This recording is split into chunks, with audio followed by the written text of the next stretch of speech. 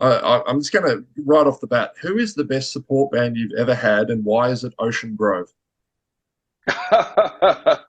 um, oh man, I would have said Ocean Grove, but it's since the last tour, I've got to say Papa Roach. I'm sorry, Ocean Grove. Oh, Papa Roach, without doubt, are. I mean, the fact that they even agreed to come support us, it's like because they are one of our favorite bands. They know what fanboys we are of them, and they know how good they are. Like if you've seen Papa Roach live as well, they're like incredible. Like Jacoby's like still this insane vocalist. They sound heavy as fuck. They just crush it. They give so much, energy and performance. They finished their set with Last Resort as well. So like the crowd are like fever pitch. Every night of the UK tour, we were like, how are we going to come on yeah. and follow that? It's like one of the biggest rock hits ever, in the history of the world. Feel like Bush coming on So after Corn at Woodstock. You're just yeah, like, yeah, ah. yeah, yeah. Oh shit. But it was luckily it was amazing, and obviously it's our fans are insane, and it was great. But like that was I'll never like for just that tour will forever be just a pinch yourself moment to just be touring with one of our favorite bands, Papa Roach. So I'm really sorry, Ocean Grove. You come a close second. But hopefully you don't mind losing out to Papa Roach. Ocean Grove. I'd say like it's interesting that the last few months of being on tour, playing with Papa Roach, who are probably one of our favorite ever bands since we discovered heavy music, and Ocean Grove now, who are a new favorite band. Yeah. Within the rock world, like it's just been an honor to play with just insane musicians and share the stage with people we respect so much. Um, Ocean Grove, in a similar way to Papa Roach, we're kind of fuck. That would be a great tour, the three of us. Fuck, Mm. I'd be down for that. We all have that similar sensibility of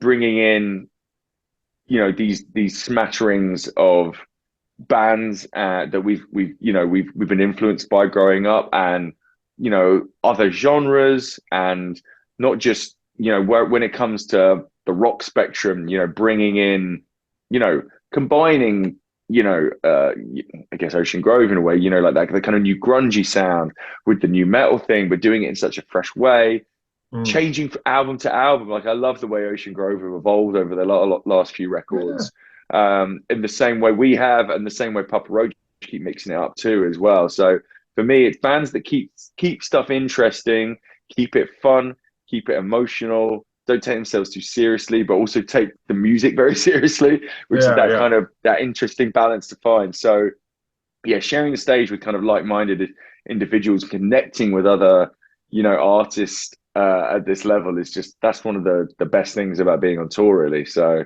Yeah. yeah, but I'd love. I mean, we're definitely going to be touring with Ocean Grove again at some point. We promised each other on the tour. We were like, we had so much fun on that European run that yeah, we'll sort something out soon for sure. Manchester Super Red number one fan has been on my weightlifting playlist for years, which makes you partially responsible for my amazing biceps. So well done, you. Uh, how you have a lot of diversity in your sound. How heavy can you kind of see Ocean Grove? Ocean Grove. How heavy can you see Don Broco going? I can see Ocean Grove going real heavy, Well, they back to their have. early stuff, They were a fucking back to the metalcore band. roots. Uh, Yeah, yeah. I mean, I feel like every album is, it's a new chance for us to kind of push things in, yeah, in every direction possible. Like we love heavy music. We listen to a lot of heavy music. We listen to everything really. So it kind of depends on what feels right for the song, what feels right at the time. I mean, I'd go, as heavy as we most possibly could. For me, it's all about if you're doing that. what do you frame it around, and you don't just become a straight up metalcore band, or like a thrash metal band or whatever. As long as you're presenting an idea, and you wearing that reference, using that reference in a fresh, exciting, experimental way, and that can be within the song, or like maybe the vocal that feels right on top of it. I love like crushing heaviness where you've got like an unexpected melodic vocal over the top, or Mm. like a really interesting pattern or rhythm. It's like I definitely get bored by heavy music when it's just like generic shouting or screaming over the top, because I feel that's been done now. Like it's very hard for me to hear that as a listener, um, and get excited by it unless it's done in like such an insane way. Sometimes you can't deny, to be fair, you just like hear this riff and there's just like, I don't know, someone's just literally just screaming like a held scream over the top. And you're like, fuck, I've heard this before a million times, but it's done so well. You get a pass, that still works. But for Well, me personally, as a vocalist, yeah, I need something that's gonna like reinvent it a little bit. well, one of those bands is actually following into my next question.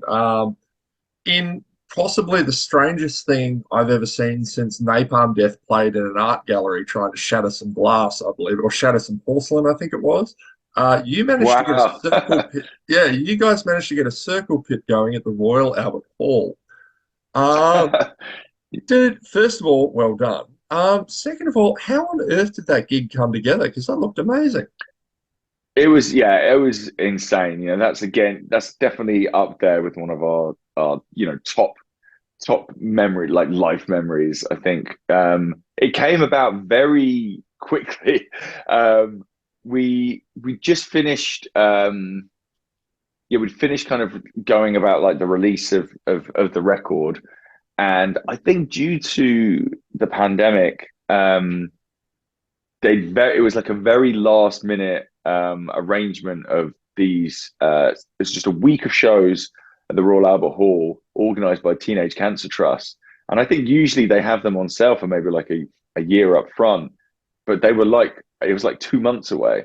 It was Hmm. like and every night was a different act. Like Ed Sheeran did a night, The Who came in and did a night, Liam Gallagher, um, and us, and we were offered one of the nights, which was just again a massive honor to be within that sort of company, and we were like, hell yeah, of course we're going to do that, to just to play in the Royal Albert Hall, a venue with so much history. It just looks beautiful. I've been there once before to see Cirque du Soleil, so that's the only time I've been there before. They host. It's had so much, come through that since it was built by, Queen Victoria. I think it was a gift for Prince Albert. Built by Queen Victoria, and it's had, stage plays, music, politics, so much history in that venue. So we were flat out yes, but then we were like, what can we do to make it extra special? And somehow we pulled together an orchestra and a choir, which was a lot of work for Tom, our bass player, who ended up working with the conductors and the squad to actually bring our music to that. I'll admit, for me, I pretty much just rocked up and did the same thing, and they all had the hard work behind me, making it, actually sound good. And I think we only had one practice with the full orchestra and choir before it happened. We kind of played a similar set to what we've been doing, but like there were some songs that almost like didn't feel like, I was like, you can't play that in the Royal Albert Hall. It just feels too ridiculous to do that. So that we kind of like we lent on the songs that would benefit most from having an orchestra, and a choir to back up some of the vocals. But one of the songs we really wanted to do was Gum Shield, which is one of the big ones from the latest album. And relatively soon since we started playing that, it just felt good getting a circle pit going in the breakdown, and we're like, we can't not try that. the Royal Albert Hall. So yeah, it felt kind of weird instructing the crowd to get on and do that, because you're looking around, you're just seeing, the beautiful stalls and the stands. But the novelty, I think, of like doing something, so rock and roll in such a prestigious venue, just yeah, it felt extra cool. The video for Endorphins absolutely killed me. How on earth did you guys not get sued by Sabian or whoever owns the Power Rangers? Hopefully they don't know about it yet, so we've got to keep that stum. So yeah, I don't know the legality behind it. I'll be completely honest. I think if you're not reusing their actual footage, Yeah, yeah. there's been a fair amount of kind of copycats of Power Rangers over the. I mean, to be fair, a lot of them by Sabian themselves, so they're probably fine. Yeah, All yeah. the VR troopers and every iteration of that.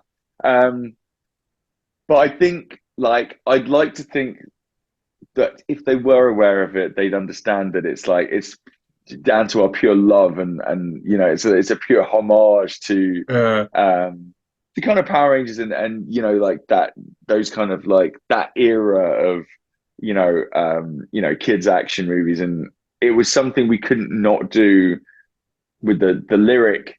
There's just a lyric in it which is mighty morphin into a piece of shit, and like as soon as that lyric came out, I was like, well, that's going in the song. And from day one, I was like, if we make a video to this, it needs to be Power Rangers themed. Like I'm a massive Power Rangers fan. It was my favorite show, as a kid. I've always wanted to dress up as a Power Ranger. I'm actually, to be fair, I've dressed up as a Power Ranger many times before, because I had like a Green Ranger Halloween outfit that I used to dust off every few years, be on rotation. And I already had my green Dragon Sword dagger from when I was a kid, which it was like my favorite toy, which my parents still had. So I got that back from got that out of the attic, got to use it in the video for a little bit, and yeah, it was just amazing to sort of be, live out your childhood fantasy as a grown man. Is something that's kind of ridiculous to do, and I think only being in a band and and justifying it through a music video is a way to go about that without feeling completely ridiculous. So yeah, it's probably one of my favorite videos from the campaign. I like it. Rob, this has been awesome, man. Thank you very much for your time. And I really hope you enjoy Australia, man. Should be Nah, awesome. thanks so much. No worries, Wicked. man. Thank you for having me, dude. See you, mate. See you Bye. then. Bye.